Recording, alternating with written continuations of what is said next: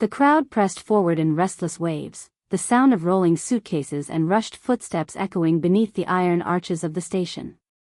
Her breath caught, shallow against the chill of the evening air. People brushed past her, but she did not move. She stood still, anchored by something only she could see. Her eyes fixed on the far end of the platform. A red scarf dangled from her hand, its edges fraying like nerves worn thin.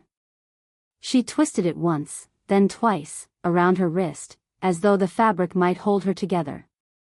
The announcement board flickered. Numbers, times, destinations, all meaningless, all passing. The only thing real was the weight in her chest. Gate closing, a voice rang out, muffled, almost indifferent. She didn't flinch. She only watched. Watched him. Across the platform, he hadn't seen her yet. He was laughing, head tilted, shoulders eased, as though nothing in the world had ever touched him. But she remembered. She remembered the late nights, the stolen hours, the sabotage disguised as silence. The knife had been quiet, sliding not into flesh but into ambition, severing a future she had held in her palms. Her hands shook. The scarf slipped lower. The train roared, a wind tunnel pulling hair across her face. She brushed it away, eyes stinging, vision unsteady. The cracked watch on her wrist ticked unevenly, each second dragging like a wound reopening. That watch, her father's, once marked every milestone. Now it seemed to count only losses. Still, she stayed hidden in the crowd, letting strangers shield her. Her lips parted, but no sound came. Why is he here? The thought burned sharp, though she knew no answer would soothe her. Her heart thudded louder than the engine. She could almost hear her own voice whispering, "Don't look at him. Don't let him know." But her gaze betrayed her. It lingered too long, tracing the line of his jaw, the tilt of his smile. The scarf slipped free, tumbling to the ground. A stranger's foot nearly crushed it before she snatched it back, clutching it to her chest. She felt the fabric tremble in her hands, or maybe it was only her trembling. And in that moment, he turned. His eyes swept the platform, scanning. For a heartbeat too long, they found hers. The crowd surged, the whistle screamed, the doors began to close. Her breath stopped. The scarf tightened in her grip. And she realized, this was not the end of what had been broken. It was only the beginning. The whistle's echo faded, swallowed by the vaulted ceilings. The train had departed, but she hadn't moved. She stood at the edge of the platform as though her shoes had grown roots into the cold stone floor. The scarf hung loose again, brushing her fingertips. She closed her eyes and for a moment, she was not here, not in this echoing place of strangers and steel. She was 10 years old, kneeling on a dusty floor while her father knotted the same scarf around her neck. Red means courage, he'd told her, his hands rough but gentle, the smell of engine oil still clinging to his sleeves. When the world tries to shame you, wear it. It'll remind you to hold your head high.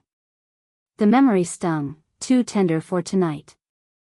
He was gone now, and the scarf was all she had left. And yet, how many times had she wished it were something else? Something less heavy. Her eyes opened. Around her, the platform had thinned. Families wrapped each other in arms and laughter, children ran forward with squeals of delight. A man kissed his wife's forehead as though it were the only ritual that mattered. She watched them quietly, unseen in her stillness. She had no one waiting. No arms, no soft reunions. Just the cracked watch on her wrist and the scarf pulling at her like a tether. And then she felt it. The shift in air when someone lingers. Her gaze lifted. Across the space, he hadn't left. He stood further down the platform, suitcase by his side, but his eyes, they weren't lost in departure like everyone else's. They were on her. Not a glance. Not an accident. But steady, deliberate. Her throat tightened. He said nothing. Did nothing. Just stood as if the silence itself was a language she was supposed to understand. She pulled the scarf tighter, as though his gaze had stolen some secret she wasn't ready to give. Her thoughts drifted again, this time to the office corridors lined with glass, the flicker of her name on a rejection email, the hollow congratulations she had forced through clenched teeth. Sabotage doesn't always look like a knife, she had learned. Sometimes it looks like a smile, a forgotten signature, a misplaced file. And sometimes, like tonight, it looks like him, calm, untouchable, watching her unravel. Her pulse quickened. The announcement board flickered again, final call. Her body swayed forward, as if compelled to move, to step into the space between them. But she hesitated.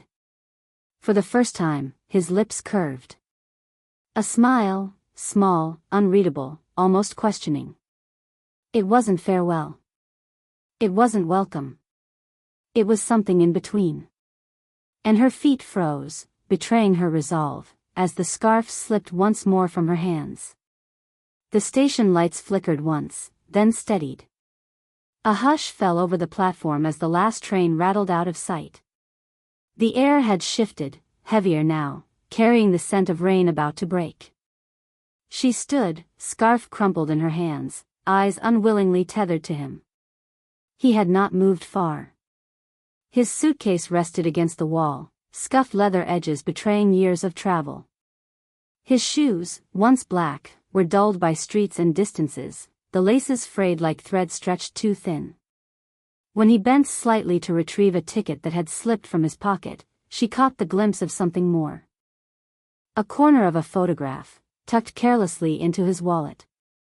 She could not see the faces, only the hint of a child's drawing in blue ink along the edge. Small hands had touched it once. Her chest tightened. He carries ghosts too. The rain began, slow at first, gentle taps against glass, then harder, until thunder growled above the arches. The crowd thinned further, umbrellas opening like shields. Yet neither of them moved. They remained in the storm of silence, watching, measured, unsure. Inside her, a battle churned. She should leave. She had work, deadlines, a fragile life stitched together by effort no one saw. But something in him, his stillness, the quiet refusal to break eye contact, pulled her closer, though she had not taken a step. Her thoughts spiraled, is this fate circling back? Or another trap? The scarf dampened in her grip, colors darkening with rain. She remembered her father's voice, red means courage. But courage now felt like recklessness. He shifted, finally. Not forward, not away, but just enough that the platform's light fell across his face.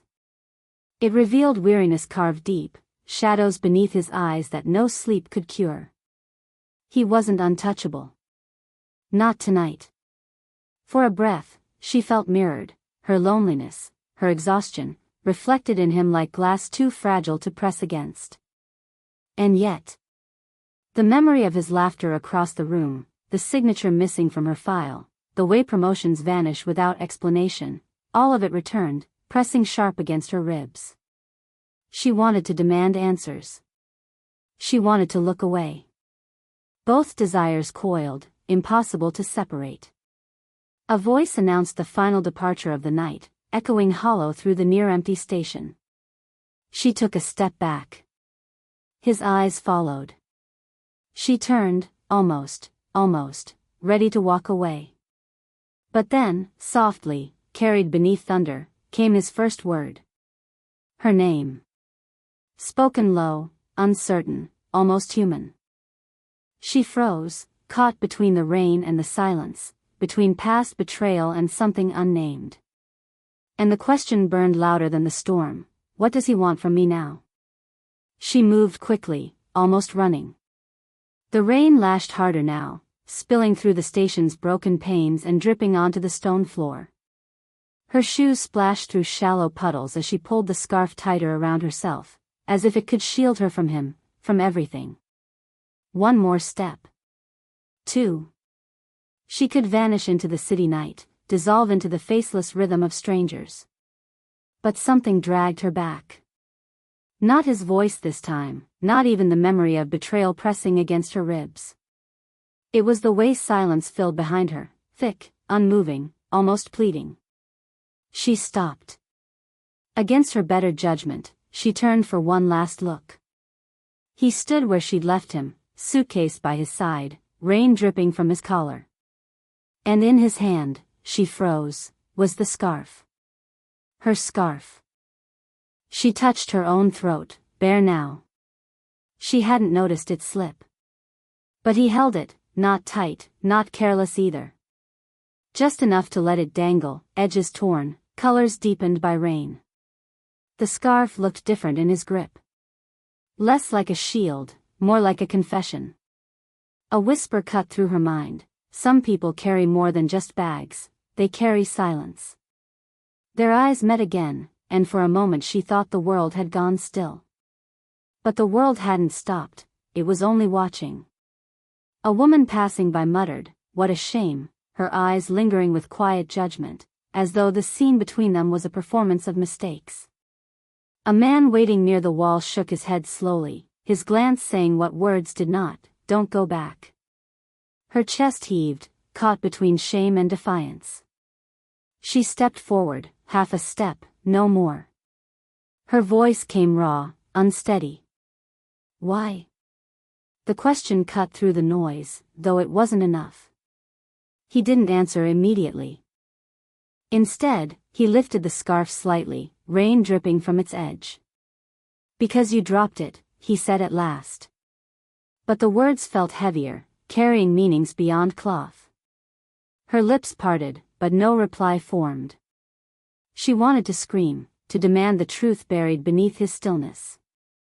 Yet all she could do was stare at that fragile piece of fabric, her father's words echoing like thunder in her mind. Red means courage. The station lights buzzed overhead, shadows stretching, faces of strangers tilting with curiosity. Their silent judgment pressed against her skin until she felt she might break. One step forward. One step back. Both felt impossible. Her throat burned. Her hands shook. And though the scarf waited between them like a bridge, neither moved to cross it. The storm raged on outside, but inside the station, the greater storm was theirs, unresolved, unbearable, and unspoken. The scarf still hung between them like a fragile truth neither could hold for long. She wanted to take it back, to reclaim it as her own shield. But his eyes made her hesitate. "Why now?" she whispered. He didn't answer immediately. Instead, his gaze lowered, not at her, but at the scarf itself, as though the fabric held its own secrets. And then softly, so softly she almost missed it, he said, "It wasn't always yours." Her chest tightened. "What do you mean?" He lifted the scarf a little higher, rainwater dripping from its edges. "It belonged to her. My daughter." His voice cracked at the word. "Before the accident." The ground seemed to tilt beneath her. Her mind flashed back, her father's hands tying the scarf around her neck, his voice steady, "Red means courage." For years, she had carried it as her inheritance. But now, that line blurred. Whose memory did she wear? Hers, or his? The watch on her wrist ticked unevenly, the sound suddenly deafening in the silence between them. The past and present twisted together like wire sparking. "You're lying," she said, though the certainty in her voice faltered. He didn't argue. He only looked at her with something raw, something stripped of power. And in that gaze, she felt a crack open, the invisible mirror reflecting not just her loneliness but his loss, his ghosts pressing against him with the same weight hers carried. Thunder boomed overhead, shaking the station glass. The announcement board flickered one last time before going dark. She wanted to turn away. She wanted to cling to anger, to sabotage, to betrayal. But then the second twist came, slicing through the storm with brutal clarity. Her phone buzzed. A new email notification lit up the screen. Interview confirmation. Executive assistant to the CEO. The company name glared back at her. His company. Her pulse stumbled. He wasn't just the man who had sabotaged her. He wasn't just the stranger holding her scarf. He was the one she had unknowingly reached for, the door she had just knocked on for her future. The weight of it nearly broke her knees. The scarf in his hands no longer looked like a shield. It looked like a chain. And then, like a whisper curling from another lifetime, her father's voice echoed again. Red means courage. Courage. But courage for what? Facing him, or walking away forever? Her heart pounded, pushing her forward. She didn't wait for his answer. She turned sharply, her steps echoing against the wet stone, until she reached the glass doors at the end of the station. Beyond them was a room where decisions could not be undone. And tonight, she walked into it. The station had emptied, leaving only the echo of rain against glass and the low hum of fluorescent lights.